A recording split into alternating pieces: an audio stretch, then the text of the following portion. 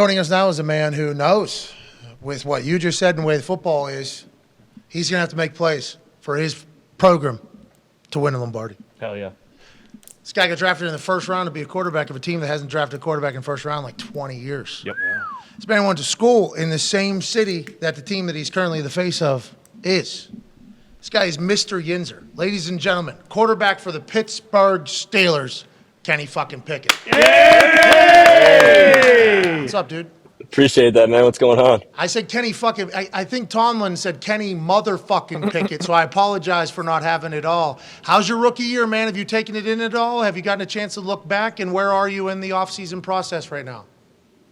Yeah, man, it's a long year, as you guys know, coming off like college and then having a full NFL season. It's like 2 years of nonstop, so it was nice to kind of chill last week, and I got back in now, just doing some light training and at the Pitt boys next door, seeing what's going on over there. Nice. Go ahead, AJ. Hey, when you were coming out, obviously, for people that don't know, Pitt in college, you share a facility with the Steelers. Did you have any idea that they were going to take you, or did they try to throw smoke screens and act like they weren't? Yeah, I mean they had like minimum, probably like the least amount of communication, with me throughout the process. They kind of said they knew what I was like about, and Coach T, I think he like barely watched my pro day when he came over. He was just, I think that was kind of like the smoke screen. So it's kind of funny how that goes on throughout the process. Do you find that was a definite advantage for you, knowing the building, knowing the lay of the land, even like traffic, where you're going to park, do you feel like that was a massive advantage? And how much did that play a role into your success this season, you think? Dude, I'm gonna be honest. I don't think too much, man. Like I know where to get my groceries, but besides that, like it's the NFL, man. Like it's a completely different game. I think it's cool having like some friends and some of my best buddies. They live in the same building as me in my apartment complex. Like that's cool, I think. But in terms of learning the NFL, man, like there's so many things that you have to learn. So, but it was definitely nice having like a familiar field area. Let's talk about learning the NFL. What was it you think from your first game, which obviously, you gave the ball to the other team. Not your fault, 2/3 of them. Not your fault. 0 from PFF. Yeah, that is. Pro Football Focus said you threw no picks, so don't even count that. I mean, they said it. That means that's gospel. That's Bible. But from that moment all the way through the end of the season where you and Tomlin are having that moment, Kenny motherfucking Pickett, because at the end of games is when you shine brightest. And it seemed like you were understanding defenses and you and Pickens. What did you learn, you think, through your first year that you're going to take with you into the offseason and continue to work on? Yeah, man, I think just ownership of the offense. I mean, that game that I went in, I didn't even have my helmet in at halftime. Like, I left it out on the bench. I had no clue that I was going in that game. So I had no reps leading up to that point. And then all the reps that I got in practice and throughout the season, those game reps are so valuable. So once I felt like the offense became my own and I had, full understanding of it, I think that's when my growth really took off. Oh, those gloves, the ball slip out of your hands all the time? It looked like you were really struggling with the size of your hands there when you're throwing the ball this year.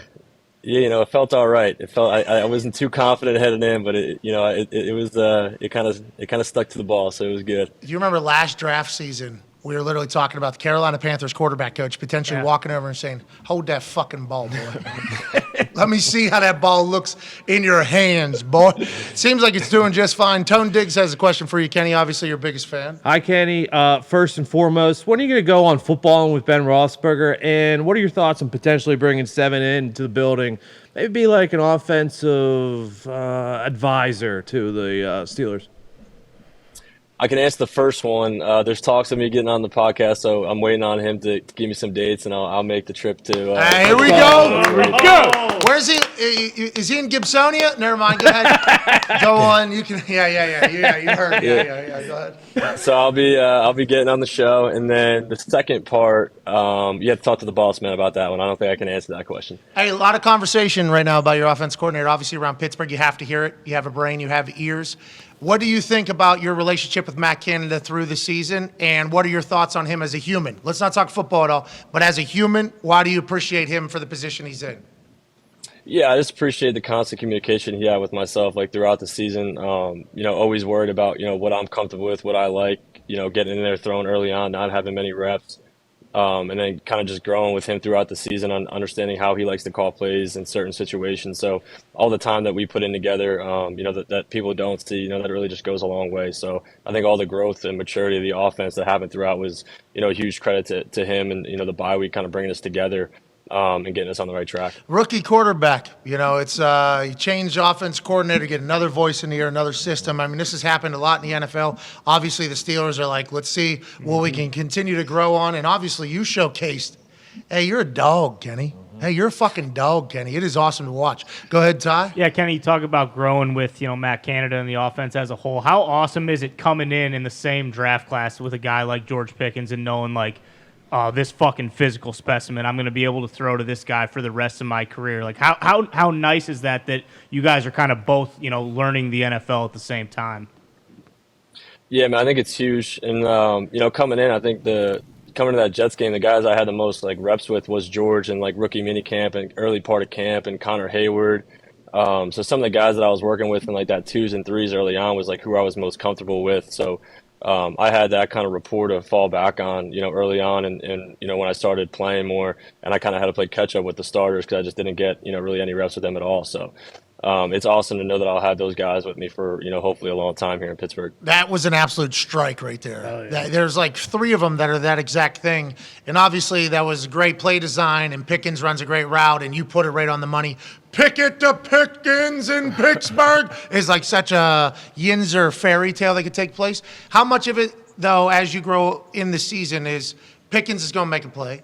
Did you get to that point where you're comfortable enough to be like, you know what, my guy will make a play here? And is that something you've always had? Were you ever gun shy against NFL defenses? How does that kind of all work out, you think? Yeah, it's all trust and kind of what you show in practice. Like I'm a huge, practice guy and giving guys so many opportunities. And, if George didn't make a play on a 50-50 ball, it was almost like a surprise to me in a game because that's how consistently he makes those plays. So I think we're just going to grow in that area. And, I kind of understand it where he likes the ball in certain situations. So that's kind of with all the receivers. It's just going to continue to get better. And I'm excited to, build on it in the offseason. Hell yeah. What's the rest of your offseason look like? Like, do you plan it out what you're going to do? I mean, the good thing for you don't have to go to class anymore, man. So this is your gig. Hell yeah. Congratulations, bro. You feel any pressure to have like some We don't have to fake care. workout? We don't have to fake care about academics. Sorry about that, AJ. Here we go. Yeah, man. I kind of got the schedule laid out. I took a week off, man. I was like going crazy in my apartment, so I got back into the building on Monday just to start light training, kind of take off a throne for a month, and then I'll get down to Florida in February with my quarterback coach and kind of get back into the swing of things and just lay some good groundwork. I want to get the guys down in Florida probably once, for a week, and then back in Jersey for a week too in the summer. So outside of what we're going to be doing in Pittsburgh, so I'm excited for to attack the offseason. Oh, Camp Pickett going on tour once in Florida, then back in New Jersey. Who's your quarterback coach? Tony Rasiopi, same guy I trained with for the draft, and I had him for about 4 years in college. What are you working on? Because we've heard stories. I'll give you we've heard stories. Josh Allen, from his first year to his second year to third year to fourth year, obviously mentally he got a lot better in the NFL, but he actually changed the way he was throwing. He put lasers on like his hip and on his elbow, and they used it like a golf swing, and he like tightened it up, and that's what he thought he was missing. You seem to be incredibly accurate. Like, what will you work on, or will you change anything? To me, it's tying in what we're doing offensively now, to my footwork, and footwork is a huge thing for me. I think if I can get my feet right, then usually the ball goes where I need it to go. I think, I continue to work on off-platform throws as well, getting outside the pocket. Something I feel like I did a lot better towards the back end of the year, extending plays and giving guys chances down the field. So I think more footwork-wise, tying into, what we're doing offensively, now that I have a really good understanding of what we're doing, I'll just take that next step, going into year 2. Yeah, you're sneaky athletic, aren't you? Lunch pail guy. Always sneaky. Yeah. First No one trusts the speed, man.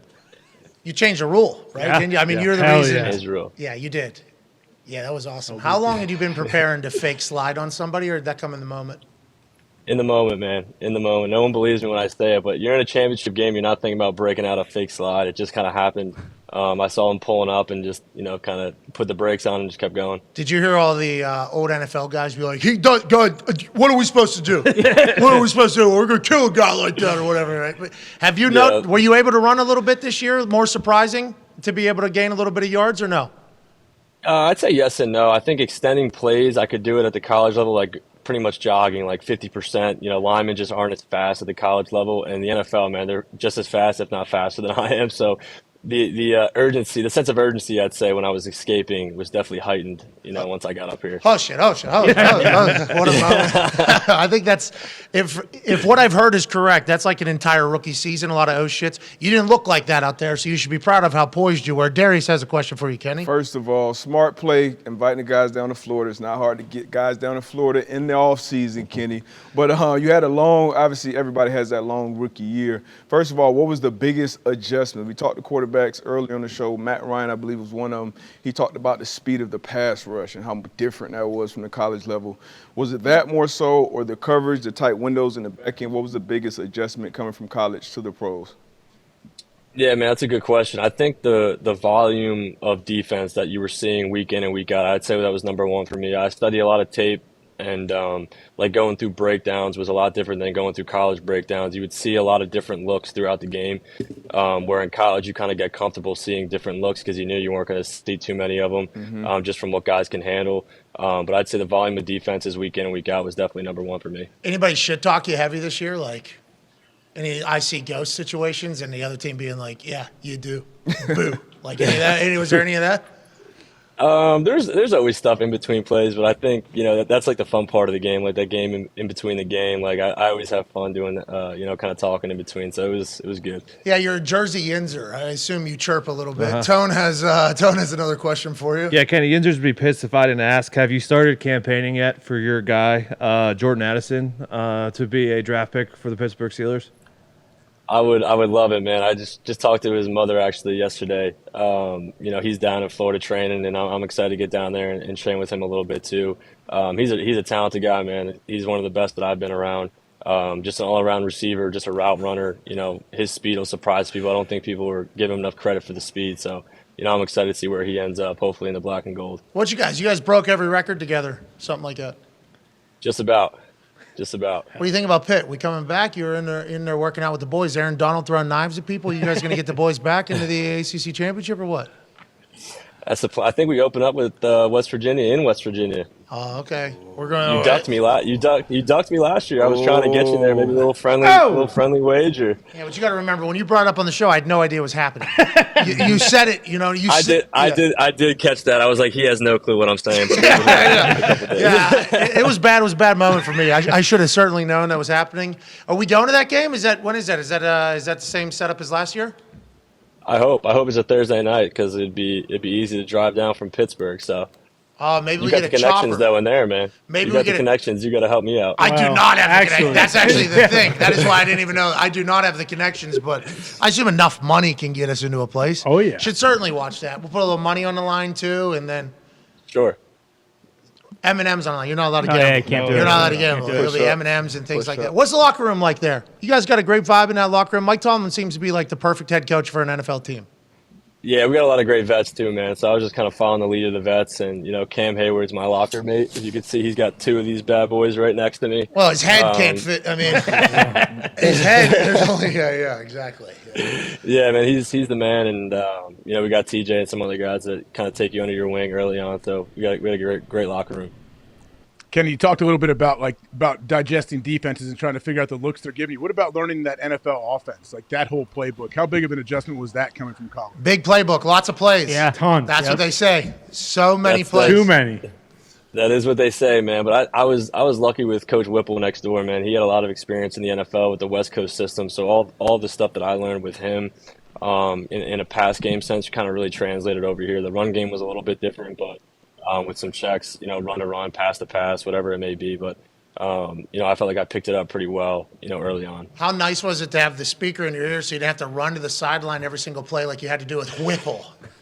Yeah, that was nice. I wish I had that in college. My GPS, I was breaking records every Saturday, man, with how much I was traveling on that field back and forth. But he ran between every single play over to the coach and then back, and then every once in a while get like a relay if he needed to tap out for a second. Yes. Yeah. High school. See, he just learned this. I learned this whenever we called a Thursday night. We called a Thursday night game. Pitt, I don't know who you guys were playing. You guys had a UNC. UNC. Oh, yeah. Great game, and the place was filled up. Steelers were playing. Pitt fans showed up as well.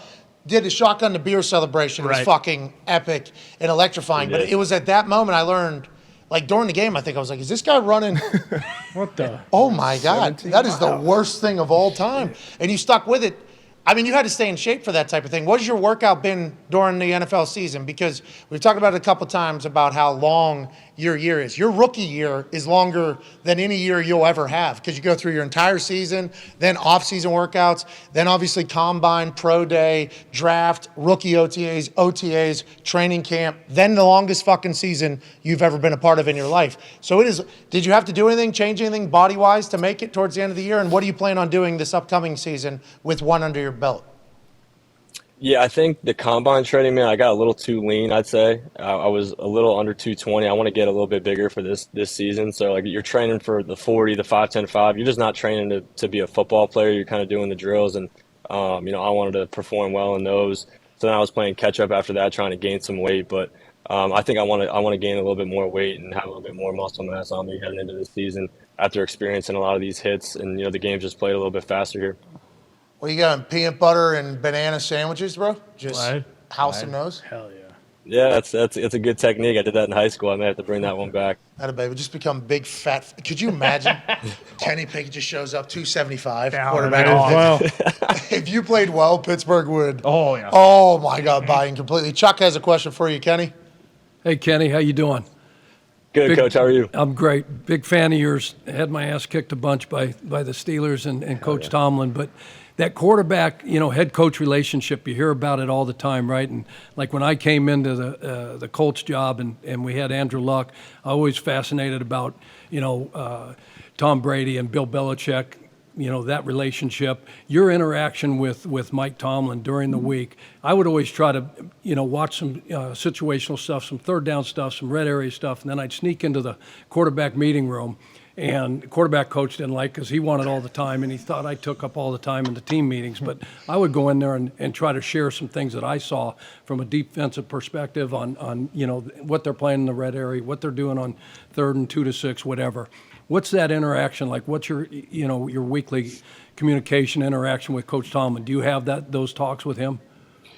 Yeah, we do, and I'm kind of lucky. Coach allowed me to come into the staff meetings to start the week, so I'd get the breakdown, like the full 2.5-hour breakdown of the team on Monday morning. When that started? That started? As soon as you started? No, that started about probably 2 or 3 weeks after I started because he helped me with my routine early on, and he saw that I like to watch a lot of film and be prepared, and then he ended up letting me come into the staff that meeting, so I would get it before everybody. On Monday, I would get it again with the QBs and then again in the team meeting. So I would get the breakdown like 3 times before everybody got it once, which really kind of helped me. And then throughout the week, just like you said, constant communication about the third downs, red zone, 2-minute, those crucial moments that kind of make and break games. I've had a lot of communication with Coach T, throughout the year, and I think that really did help me on what I could expect to walk into the line of scrimmage on those big time plays. Mike Tomlin, the last time he had a chance to really, I don't want to say mold a quarterback or an NFL quarterback, he was much younger in his career with Ben.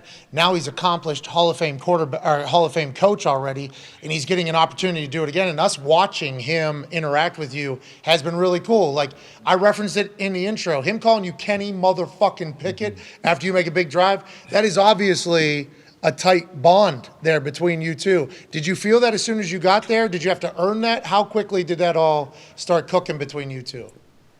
Yeah, you definitely have to earn it with Coach T, man. You got to show up and be consistent every day with your work and how you go about your business. But once we started having success on the field, man, you just kind of build that tight bond, and we spent a lot of time together preparing. When you just do that, you just become tighter and tighter in this game. Like football is a special game. You create a lot of great bonds. So I think Coach T, we're definitely building something special, and I want to continue to do that. He's one of the greatest shit talkers of all time, I've heard. Is that real? He's pretty good, man. You don't want to end up in that team meeting when you see yourself up on tape and he starts circling you with the laser. You're like, oh shit, you know something. You know something's coming, man. But he's awesome. Go ahead, AJ. What's Tomlin like on game day? We watch him. We get to see from the TV copy, and we see some mic'd up segments. The dude seems to not only like just the positivity that comes out of his mouth towards you guys. He seems to pump you guys up and just in the right way. Like, does it surprise you at all how he is on game day? No, it doesn't surprise me one bit, man. His positivity and the kind of juice and energy he brings, he's the same guy every single day. It's so funny. We always hear him like down the tunnel coming into the locker room. We all like have like he has his sayings. We'll kind of like wager which one he's going to say every game day when he walks into the locker room. So he's awesome, man. He's a guy that you want to play for. You want to go out there and win. So I couldn't ask for a better head coach, honestly. Did you play the Bills this year? We did. My first start. And you played the Bengals, right? We did. Yep. What are your thoughts? Because obviously they're playing this weekend in a massive game. What are your thoughts on their defenses? And your first start, obviously, you have no idea what the hell is going on. But what are your thoughts on both those teams? Yeah, I mean, I think both teams, man, just defensively, they have so much talent at all three levels, and they're going against two great quarterbacks. So I'm excited to watch and see how it plays out. I think you can always learn stuff when you watch these kind of big-time games, and so I'll be tuned in for sure and, want to see how it goes. Do you talk to any of the other quarterbacks around the league? Anybody reach out, chit-chat to help you out this season? During the season, no. I mean, in the offseason, I'm sure I'll talk to some guys, and, I definitely want to kind of learn some routines on what, some veteran guys do around the league. I'm kind of, just new to it, and want to feel out what's kind of best for myself and what I like. So I'll definitely be in contact with some guys. Connor has a question for you. Last one before we go, Kenny. Appreciate you. Kenny, with the other quarterbacks in the QB room, how was that relationship, obviously, with Mitch and Mason? And did they know kind of like, hey, I'm Kenny fucking Pickett, I'm the guy? And then obviously you work with one Hall of Famer in Tomlin. What's it like to also answer questions from the Hall of Famer Mark Caboli from a week-to-week basis? Yeah. Which one do you want to answer first there? Where should I start with? Kaboli, I think. Kaboli? Yeah, Kaboli's the man, dude. He's got some great questions for us every week, and the guy doesn't miss a day. I'm going to be honest. We leave the media open to our locker room a lot, and he's in here every second he's got, man. So he's working hard. Duh. You guys give him the runaround. He has sandwiches in his pockets, and you guys fucking won't give him the answers. Yeah, linebacker. That's what Kaboli does. He is professional. But how about the other quarterbacks in the room? You guys get along? Obviously, it's a weird year. Yeah, man, we got along really well, and I think the bond just got stronger, as the year went. I couldn't ask two guys that really just helped me week in, week out.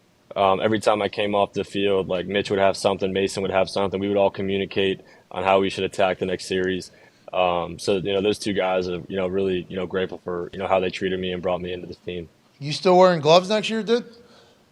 I'll be wearing gloves next year, man. It's not going to work in the NFL, dude. Yeah. It's not going to work in the NFL, dude. Incredible rookie year.